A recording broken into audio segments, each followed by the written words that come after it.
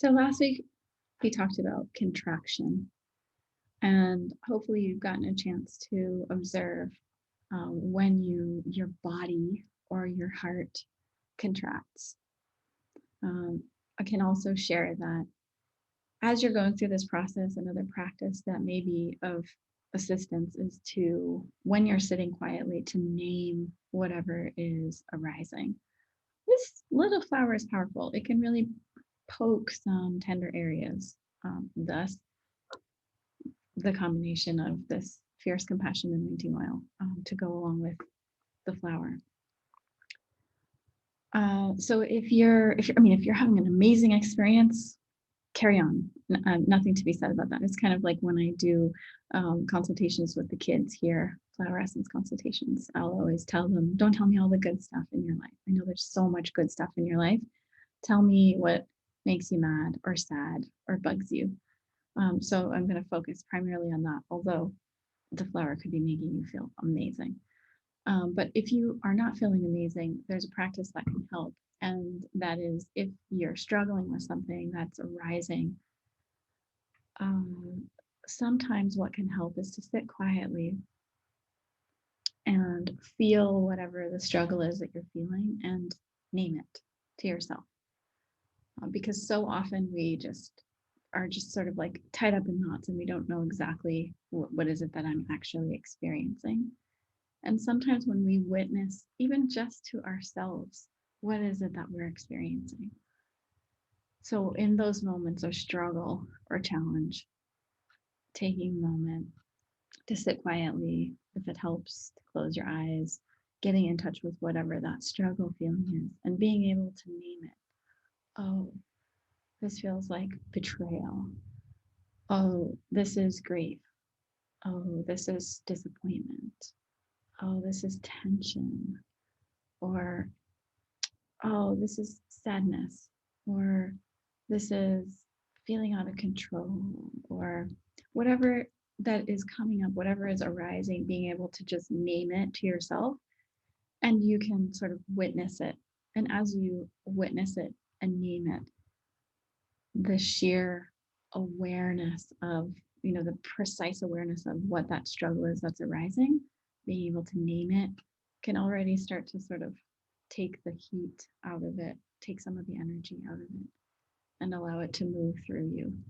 Because so often we don't want to feel those things, right? We don't even want to admit that we feel those things. We don't even want to consider that those might be things that we experience. And so just being able to like face on, head on, that's what that is. That's what that is. That's what that is. That's what that is. And just naming whatever the struggle is that's arising, then allows it to sort of move through and move through faster, actually, not stay stuck in our bodies, because it's in those moments when we want to repress it or not feel it or avoid it that it sort of builds in our systems rather than go away, which is what we want it to do. So if you're struggling at all, look at it head on in quiet moments by yourself and see if you can name it and then sit in that compassionate space. Oh, wow, yeah, I'm feeling this.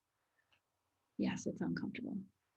And that will diffuse a lot of the energy around the struggle. You may notice that with this particular flower elixir, you may be more wildly expressive, and that includes in your speech patterns. So you may notice that you blurt something out, or you say something unexpected, or you say something you would never say, or something comes out like a little intense, a little off, a little unusual. And that's totally normal. If that happens to you, that is totally normal. Because imagine, this is like opening the floodgates, right? So, in order to sort of push past the resistance that we experience, it just sometimes needs to come out that way, a little bit blurted out, a little bit messy and uncontrolled and unexpected and surprising, and maybe even using words that you don't usually use or with an intensity that surprises you.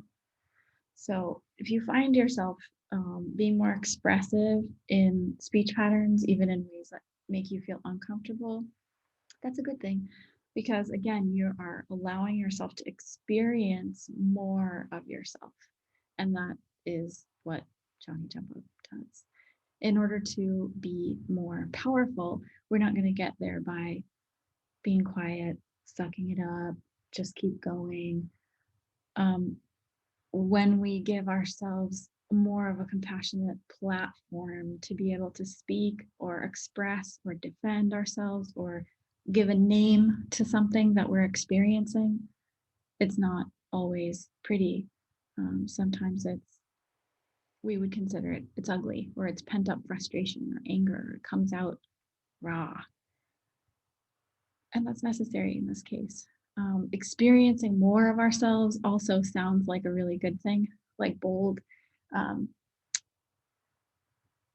Sometimes experiencing more of ourselves is, it's like giving birth or dying. Like these processes are exquisite and beautiful and also a bit raw and unexpected and surprising.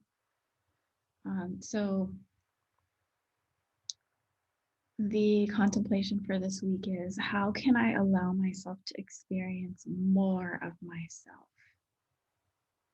And that includes the parts of ourselves that are imperfect. We are not striving for perfection here. Not at all. We're not striving for perfection. And this idea of outrageous, bigger existence, bold, has nothing to do with perfection. It's not like a polished outrageousness, a polished confidence. It's really, how can I experience more of myself in all ways? And when I can experience more of myself, all facets of myself, the perfect parts and the not perfect parts, the pulled together parts and the wise parts, and the ugly, messy, chaotic parts. If I can experience more of myself and allow myself a more compassionate platform to be, then I can be more powerful in the world. We can be more powerful in the world. So the question for this week is, how can you experience more of yourself? And if you find yourself blurting things out, forgive yourself. It's okay.